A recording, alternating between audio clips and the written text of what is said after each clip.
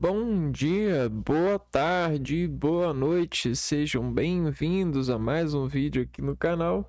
Eu me chamo Abner e no vídeo de hoje nós vamos estudar uma matéria que cai nos concursos públicos, que se chama Direito Administrativo e Agentes Públicos.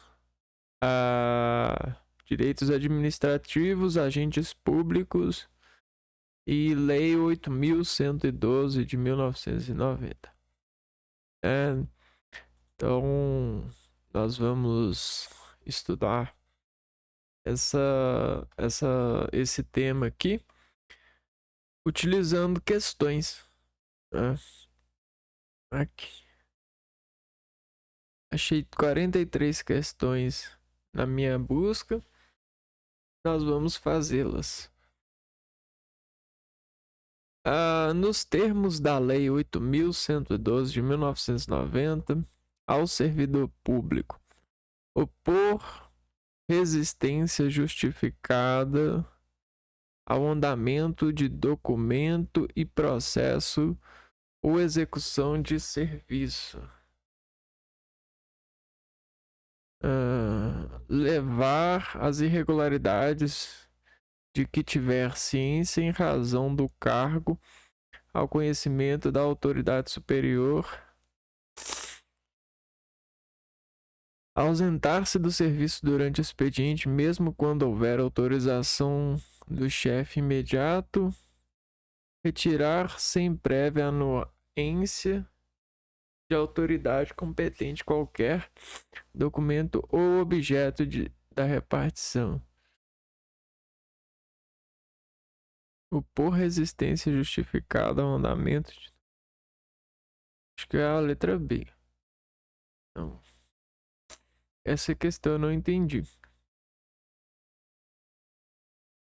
A questão aborda a Lei 8.112 e solicita ao candidato assinale a alternativa que aponta uma das condutas proibidas ao servidor. Vamos ver aqui, ó. Nos termos da lei, ao servidor é proibido alternar a entrada ao servidor, é proibido opor resistência injustificada. Letra A errada. Ao servidor é proibido por resistência injustificada ao andamento de documento e processo ou execução do serviço. Alternativa B errada. É dever do servidor levar as irregulares de que tiver ciência em razão do cargo ao conhecimento da autoridade. Errada. Ao servidor público, ausentar-se do serviço durante o expediente sem prévia autorização. Alternativa D correta. A assertiva reproduz o teor do artigo 117, segundo da Lei 8.112. Estabelece que o servidor é proibido retirar, sem prévia anuência da autoridade competente, qualquer documento ou objeto da repartição. Então vamos pegar essa dica aqui.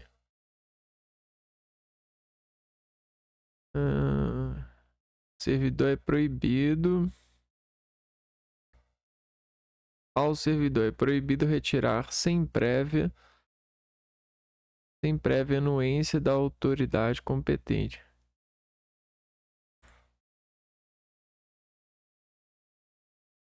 Vamos ver aqui.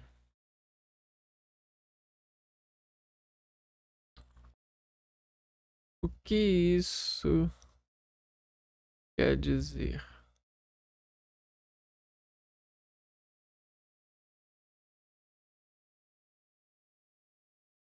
A frase significa que um funcionário público não pode levar para fora do local de trabalho nenhum documento ou objeto pertencente à repartição sem a permissão expressa de sua chefia ou da autoridade responsável. Essa proibição visa garantir que os bens públicos permaneçam disponíveis para uso na repartição e que não sejam utilizados para fins particulares sem autorização.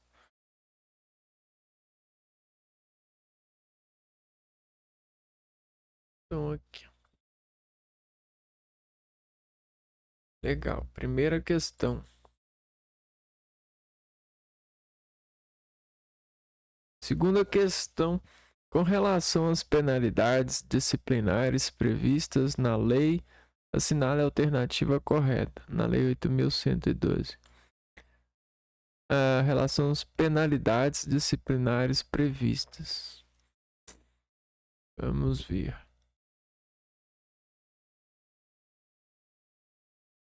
Penalidades previstas na Lei 8.112. Letra A. A suspensão será aplicada em caso de reincidência das faltas punidas com advertência e de violação das demais proibições que tipifiquem infração sujeita à penalidade de demissão, podendo exceder de 90 dias. As penalidades de advertência terão seus registros cancelados após o decurso de 3 anos de efetivo exercício, se o servidor não houver, nesse período, praticado nova infração disciplinar.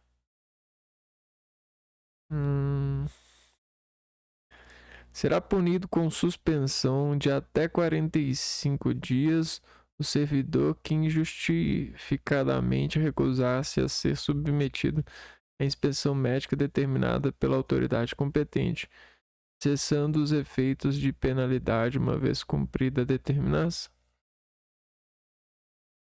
Não sei se é isso. Quando houver conveniência para o serviço, a penalidade de advertência poderá ser convertida em multa na base de 30%.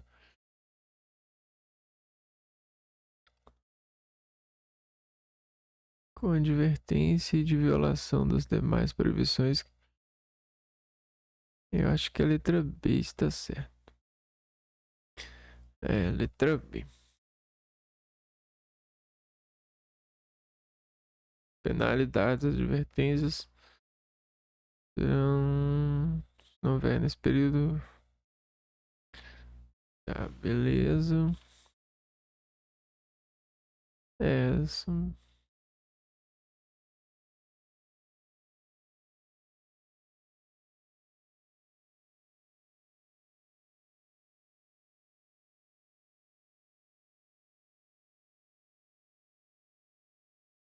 Vamos ver aqui o que se escreve aqui.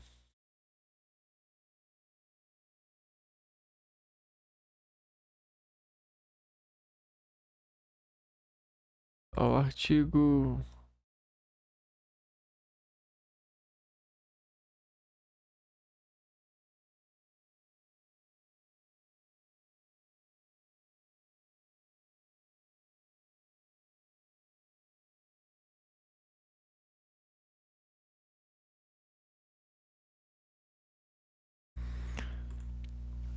A alternativa A está errado. O artigo 130 estabelece que a suspensão será aplicada em caso de reincidência das faltas punidas com advertência e da violação das demais proibições que não tipifiquem infração sujeita a penalidade de demissão, não podendo exceder de 90 dias. Aqui, ó, não podendo exceder de 90 dias. Alternativa C. Será punido com suspensão de até 15 dias o servidor que injustificadamente recusar-se a ser submetido à inspeção médica determinada pela autoridade competente, cessando os efeitos da penalidade uma vez cumprida a determinação. De até 15 dias. Não de 45 dias, né? E aqui, ó, quando houver conveniência para o servidor, a penalidade de suspensão poderá ser convertida em multa na base de 50% por dia de vencimento ou remuneração, ficando o servidor obrigado a permanecer em serviço.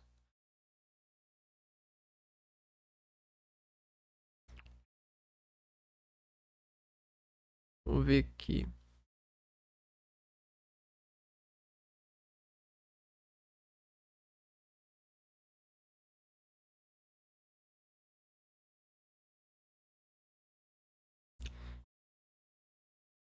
A frase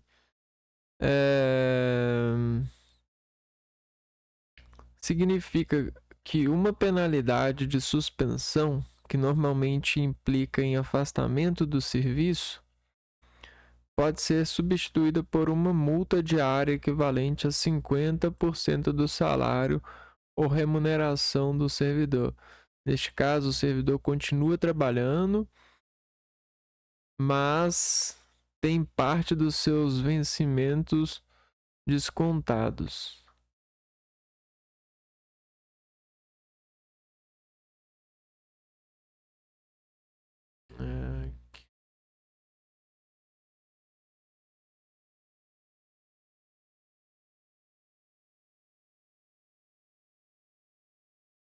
Próxima questão.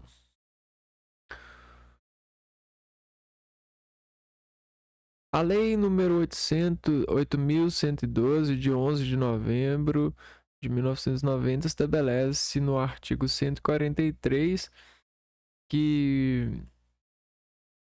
a autoridade que tiver ciência de irregularidade no serviço público é obrigada a promover a sua apuração imediata, mediante sindicância ou processo administrativo disciplinar, assegurada ao acusado ampla defesa. Então,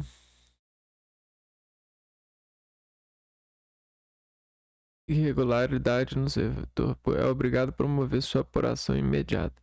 Com relação às disposições gerais sobre o processo administrativo disciplinar, é correto afirmar que da sindicância poderá resultar o arquivamento do processo e a aplicação de penalidade de advertência ou suspensão de até 90 dias ou instauração do processo disciplinar. Tá, letra A. Quando o fato narrado configurar evidente infração disciplinar ou ilícito penal e administrativo, a denúncia será arquivada por 3 meses, podendo ser revalidada por falta de forma. Desde que contenham a identificação e o endereço do denunciante e sejam formulados por escrito, as denúncias sobre irregularidades, confirmada a autenticidade, serão objeto de apuração.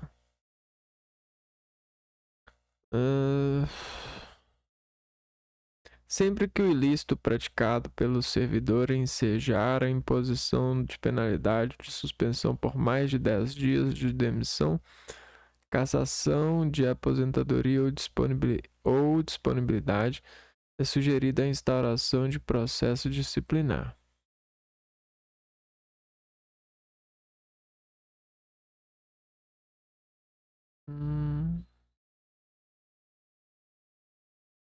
Letra B. Não, letra C.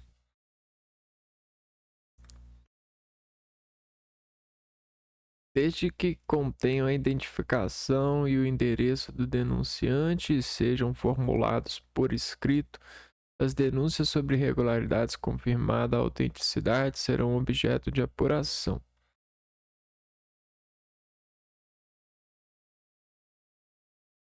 Artigo 144.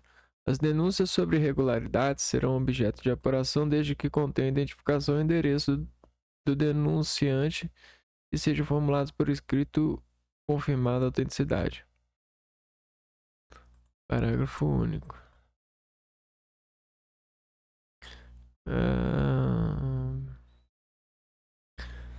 Aqui, ó, da sindicância pode ocorrer o arquivamento do processo, aplicação de penalidade de advertência ou suspensão de até 30 dias ou instauração do processo disciplinar. Então vamos pegar aqui.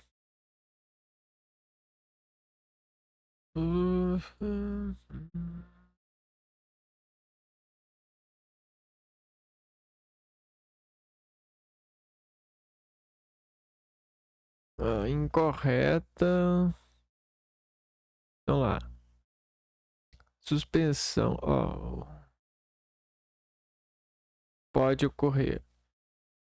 Um artigo 145 pode ocorrer o arquivamento do processo, a aplicação de penalidade de advertência ou suspensão de até 30 dias, não 90 dias. 90 dias, não. Eles dão colocar 90 dias, né? Deixa eu ver um negócio aqui. 90 dias.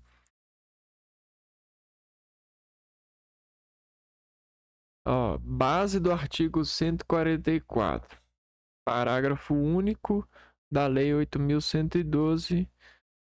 Literalidade, lei. Quando o fato narrado não configurar evidente infração disciplinar ou ilícito penal, a denúncia será arquivada por falta de objeto.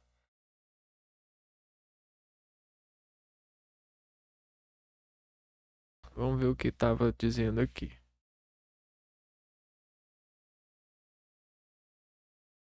A denúncia será arquivada por 3 meses, podendo reavaliada por falta de forma. Não, né?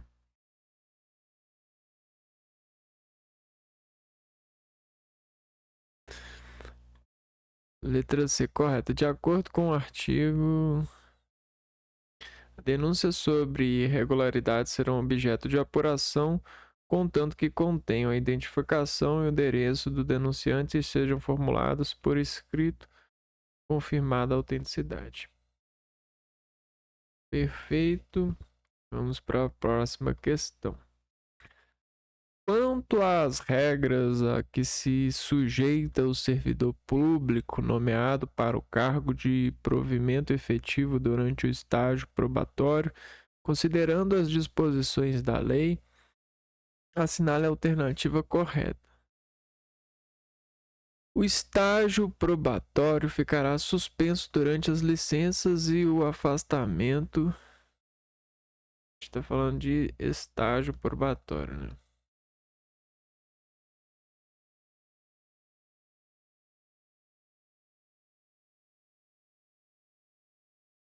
O estágio probatório ficará suspenso durante as licenças e os afastamentos previstos expressamente na lei, como, por exemplo, licença para acompanhar cônjuge ou companheiro que foi deslocado para outro ponto do território nacional.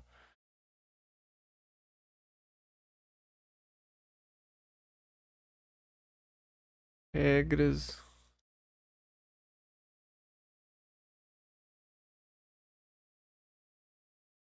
Eu já li alguma coisa aqui, ó. Estágio probatório ficará suspenso durante as licenças e os afastamentos previstos expressamente na lei. A critério da administração poderão ser concedidas ao servidor ocupante de cargo efetivo, ainda que esteja em estágio probatório, licenças para o trato de assuntos particulares pelo prazo de até 3 anos consecutivos sem remuneração. Ao servidor público que esteja cumprindo estágio probatório é vedado exercer quaisquer cargos de provimento em comissão ou função de direção, chefia ou assessoramento no órgão ou entidade de lotação. A aptidão e capacidade do servidor ocupante do cargo efetivo serão objeto de avaliação para o desempenho do cargo, observados os seguintes fatores: assiduidade, disciplina, capacidade de liderança, habilidade de comunicação e responsabilidade. Tá. Na Lei 8.012, como por exemplo, licença.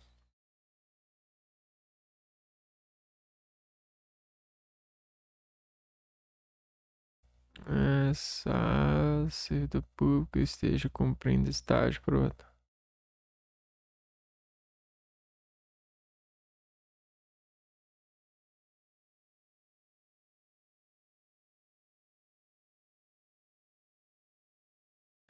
Eu vou marcar essa daqui. É a letra A mesmo. Sabia que eu tinha lido alguma coisa. Lá, o estágio probatório ficará suspenso durante as licenças e os afastamentos previstos expressamente na lei, como, por exemplo, licença para acompanhar o juiz ou companheiro que foi deslocado para outro ponto do território nacional. Eu acho que eu fiz uma questão dessa. Vamos ver o que o gabarito fala.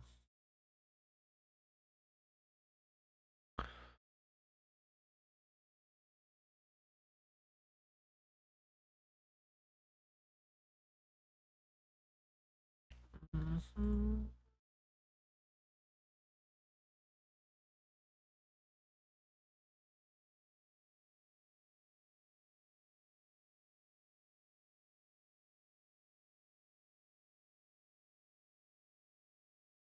Como é que ele subiu? Que isso.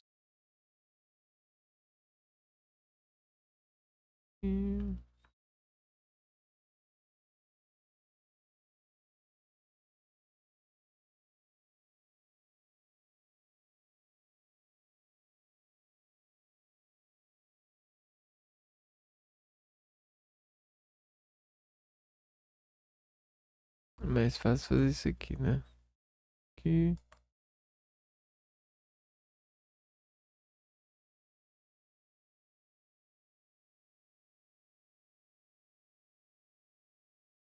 Ó. Ah, não copiou legal, não. Então tá. Vamos tirar isso daqui. Vamos pelo site mesmo.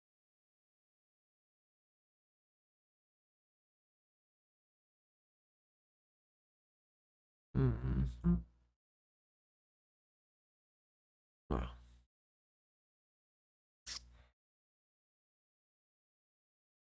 Ó, letra A. Correta.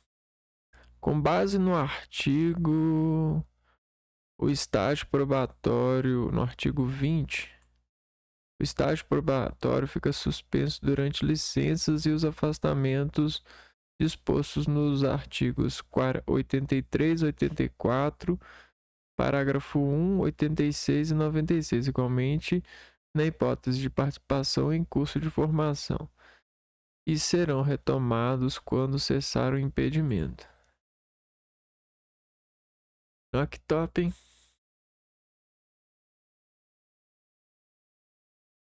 Vamos ver por que a B tá errada.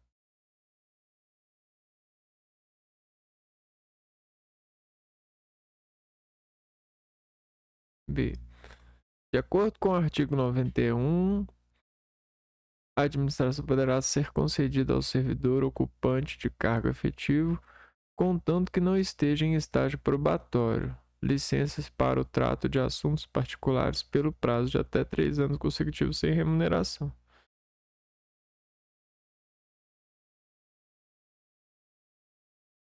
A critério da administração, poderá ser concedido ao servidor ocupante de cargo efetivo, contanto que não esteja em estágio probatório. Hum,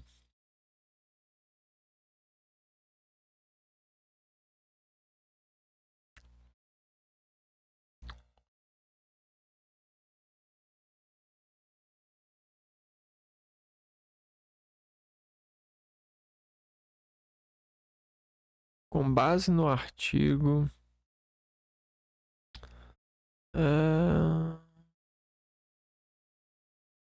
no artigo 20, o servidor em estágio probatório poderá exercer quaisquer cargos de provimento em comissão ou funções de direção, chefia ou assessoramento no órgão ou entidade de lotação. Apenas pode ser cedido a outro órgão ou entidade para ocupar cargos de natureza especial, cargos de provimento.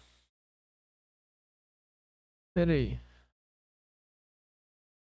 O servidor em estágio probatório poderá executar quaisquer cargos de provimento em comissão ou funções de direção, chefia ou assessoramento no órgão ou entidade de lotação.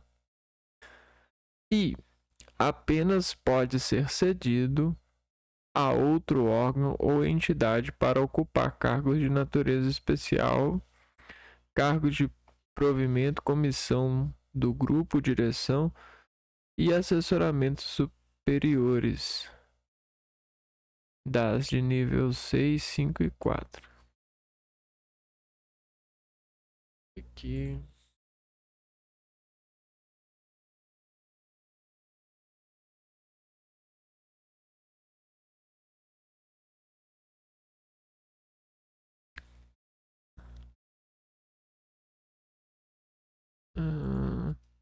O servidor tem flexibilidade para assumir funções de liderança e assessoria dentro de sua repartição atual. Mas se for para outro local, as opções de cargos são mais restritas, limitadas à carga de alta hierarquia. São cargos comissionados que fazem parte do grupo de direção. O servidor pode trabalhar em qualquer função de liderança ou assessoramento dentro do seu órgão de origem quando estiver no estágio probatório. Só pode assumir cargos de alto nível. Que doido, né? Próxima questão.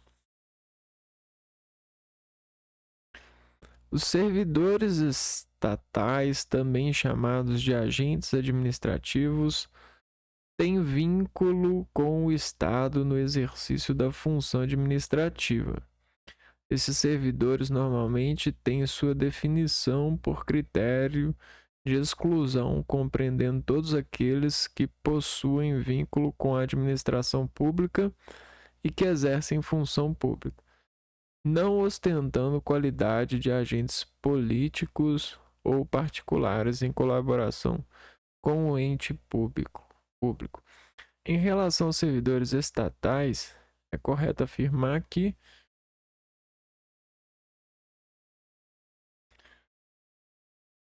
servidores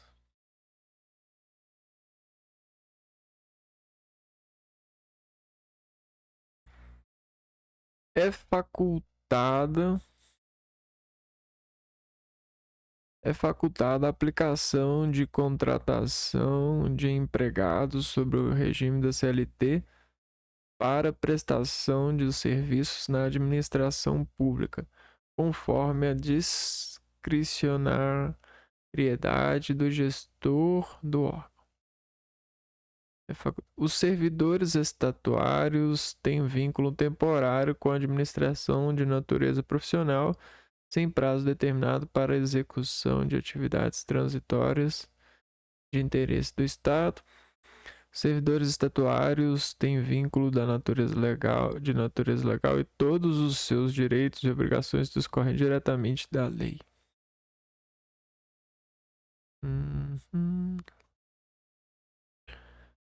Consideram-se servidores temporários todos aqueles contratados com base no artigo 37, inciso 9 da Constituição Federal para atendimento em caráter permanente de todas as necessidades dos órgãos públicos.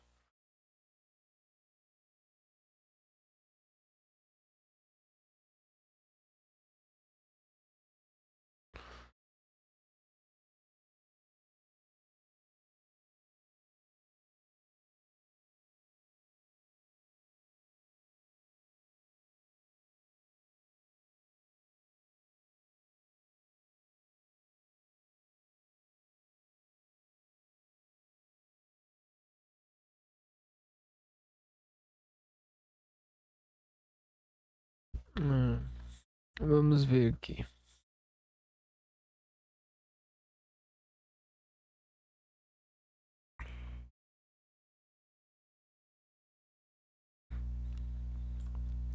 Na realidade, a contratação de empregados públicos pelo regime da CLT é típica das pessoas de direito privado, integrantes da administração pública.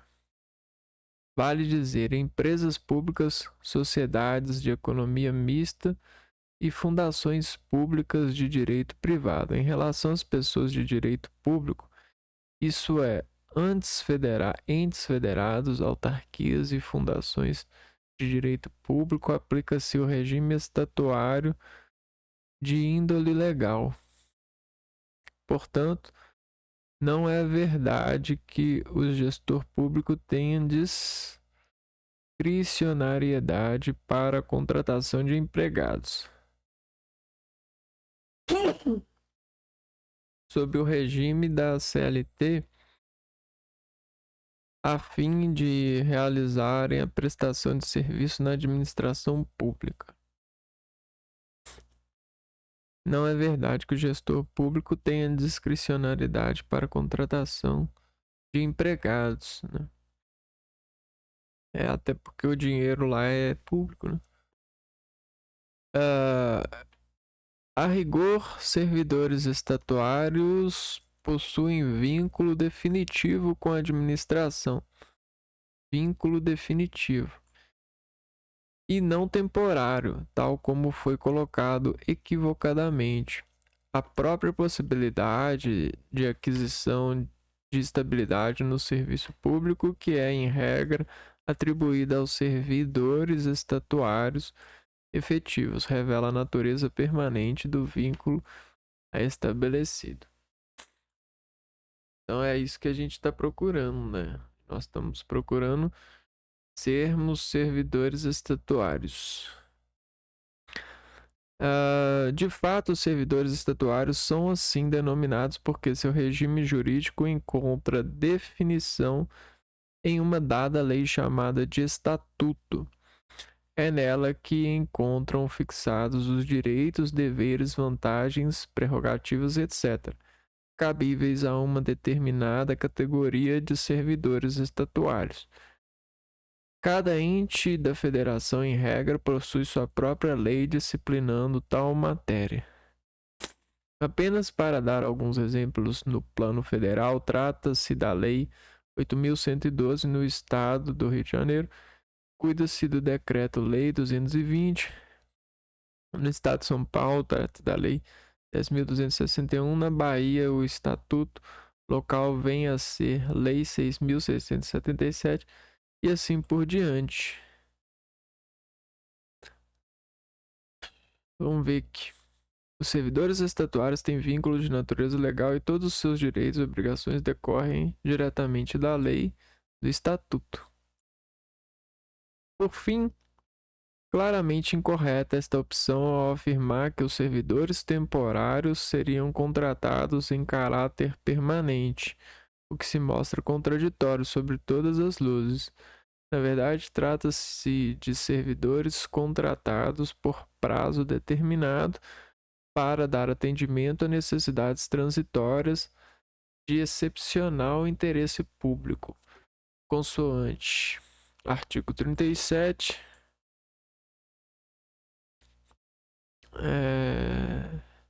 inciso 9 da CRFB, artigo 37. A lei estabelecerá os casos de contratação por tempo determinado para atender a necessidade temporária de excepcional interesse público.